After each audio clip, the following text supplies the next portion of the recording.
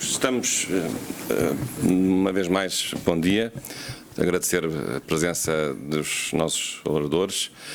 Vamos, antes do intervalo, agora talvez, eu penso que isto não estava no programa, mas uma pequena alteração, acho que para melhor.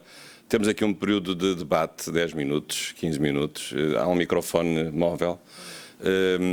Nós estamos aqui à frente, talvez cada um de vós pode formular a pergunta do lugar onde estiverem, onde estão, e depois aqui à frente nós podemos responder. Portanto, eu, o professor Lino Santos e o Sr. Major Artur Cerejo, e depois fazemos o intervalo. Talvez se acharem bem assim.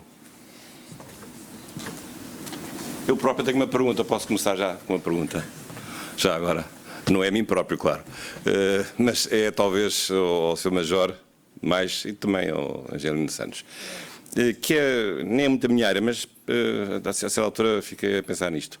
É, no fundo, saber, quer dizer, da perspectiva das empresas que fazem os planos de proteção, os planos de segurança das infraestruturas críticas, a saber, isto é um custo, como é evidente, para os operadores, portanto é mais uma despesa, e saber se os vários países entre si da União Europeia têm o mesmo tipo de custos, se as exigências são as mesmas, e saber até que ponto, nas empresas, saber até que ponto a obrigatoriedade, sendo identificadas como infraestruturas críticas, não pode pôr em causa a viabilidade desse negócio, legítimo, como é óbvio, da sua estrutura que se tornou de proteção por ser crítica.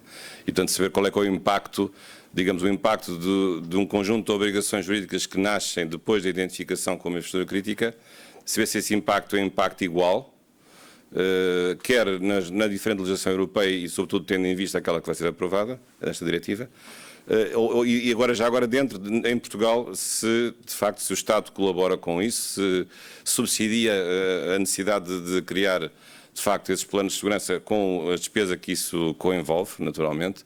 Temos um lado, digamos, o lado económico da despesa que está associada a, de repente, alguém ter uma infraestrutura que se torna crítica. Muda muita coisa. É isto. Mais perguntas? Ou talvez juntando, não sei se podemos talvez juntar mais perguntas, se estarem ali atrás. Talvez juntando aqui algumas, ou se você, professor, já quiser responder já, está à vontade. Posso responder já ao Sr. Professor? Muito obrigado. A nossa base de partida é... O problema, essencialmente, é a nossa base de partida. Nós somos um país pobre. E sendo um país pobre, o esforço que nós temos que fazer para dar resposta a este quadro legislativo é muito superior ao da França. Nos grupos de trabalho que nós temos da segurança, eu vejo que da parte deles existe mais facilmente um apoio, inclusive à própria investigação, para tomar medidas para ir combatendo estes gaps. Portanto, como temos menos dinheiro disponível para estes investimentos, torna-se mais difícil investir, porque a responsabilidade é exatamente o mesmo, o quadro é exatamente o mesmo. O problema é que nós estamos a implementar regras de segurança para 10 milhões, enquanto que os franceses estão a implementar exatamente as mesmas regras de segurança para 5, 6 vezes mais a população. Portanto, o esforço per capita é muito menor. O que nós sentimos enquanto sociedade é que temos que fazer um esforço muito maior para acompanhar esta atualização de segurança. Obviamente que nós temos a noção que a segurança não é um custo, que é um ativo, nós sabemos, o professor sabe tão bem como eu, que está mais ou menos, é geral o conhecimento que por cada euro investido em segurança temos um retorno de 3 euros. Portanto, não é o problema de investir ou não investir, porque todos nós entendemos a necessidade de investir. O problema é que, em termos de sociedade, o esforço é muito maior do Estado, porque no fim do dia a capacidade que o Estado tem é inferior à dos outros Estados quando estamos a falar exatamente do mesmo nível de proteção. É por aí, portanto, temos que ter muito cuidado, e quando estamos a falar de dinheiros públicos, temos que ter muito cuidado a escolher as soluções.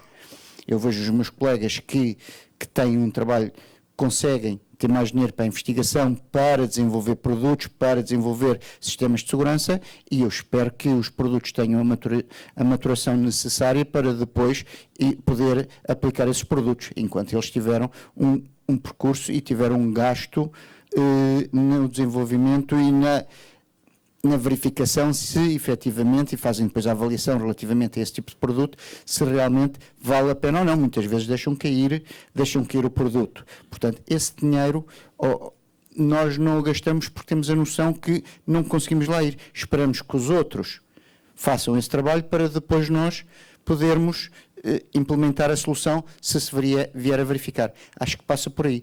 Ter a noção que temos mais dificuldades porque somos um país pequeno, e ter que só implementar soluções maduras. Ter essa certeza, é uma solução madura, testada, funciona no outro Estado e adequa-se à nossa realidade. Vamos agora aqui passar depois o link de euros para uma filha. Vamos generalizar.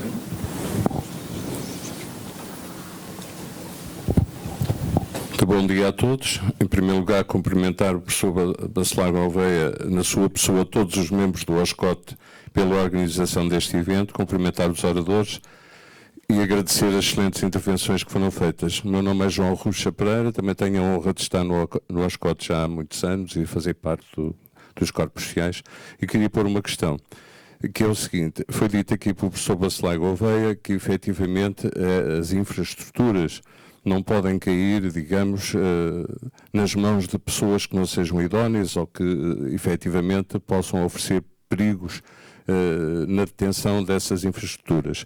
Eu perguntaria como é que esse controle está a ser feito, como é que vai ser feito, qual é o crivo e quais são as entidades que efetivamente têm a responsabilidade de fazer essa análise para que esses perigos não aconteçam e possa haver uma minimização ou mesmo a anulação desses riscos. Muito obrigado.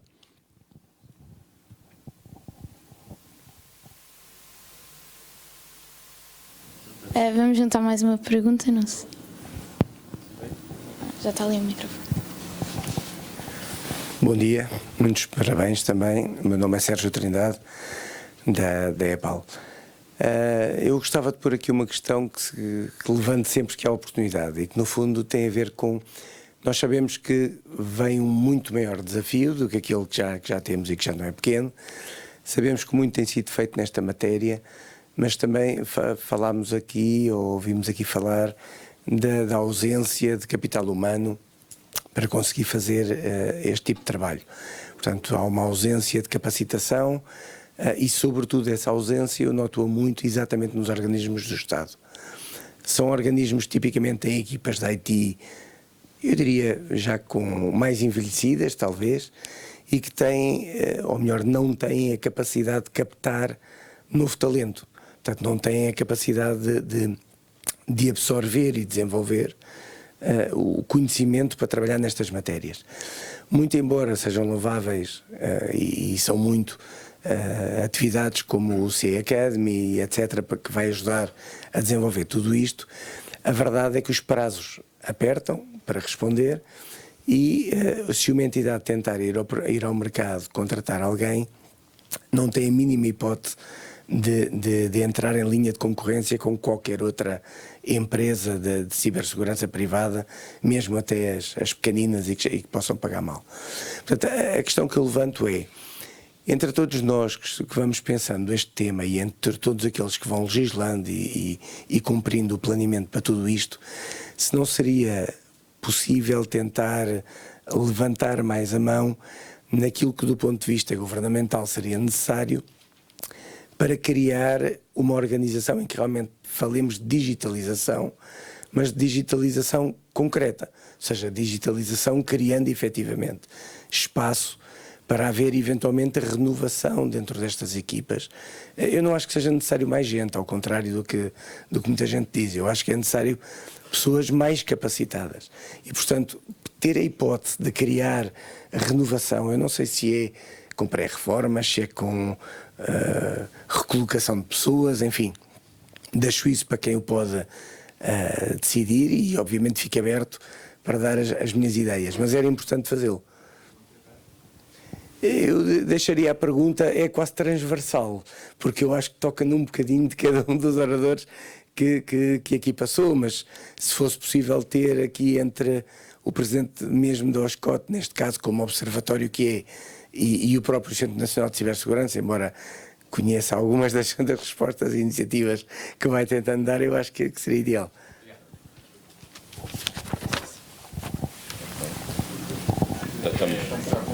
Então, agora o Dr. Nuno Santos, depois. Depois passo.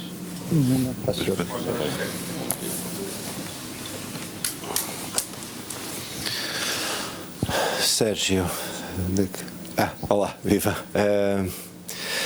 De facto, esse problema é tão, é que eu ia dizer, presente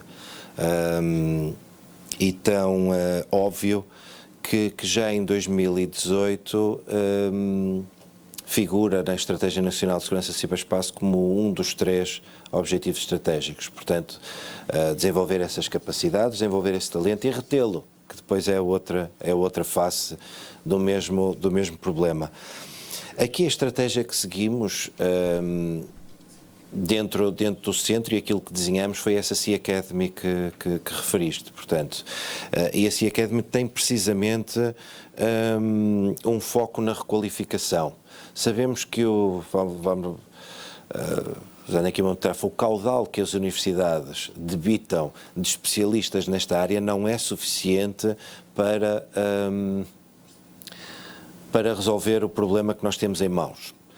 Ou seja, precisamos de uma aposta muito grande na requalificação de quadros que já existem nas empresas, nos operadores essenciais, ou que já existem nas autarquias, ou que já existem nas águas municipais, portanto, e daí esta lógica de proximidade. Já fazíamos uma academia aqui em Lisboa, e conseguíamos ter 10.000 pessoas, se calhar de uma forma mais rápida, mas não tão eficaz. Nosso objetivo é ligar as obrigações que estão no regime jurídico de segurança do ciberespaço com o talento que queremos criar. E como é que isto foi feito? Começamos por criar um referencial de competências, um quadro de referência. Em cima desse referencial de competências que mapeamos com cada um dos controlos que estão no quadro nacional de referência em cibersegurança, ou seja, se eu quero aplicar esta contramedida em particular, quais são as competências que eu tenho que ter, e depois criamos uma oferta formativa que responde a essas competências. Portanto, tentamos dar os instrumentos para, de alguma forma, estar a acompanhar as obrigações que vamos exigindo do ponto de vista regulatório.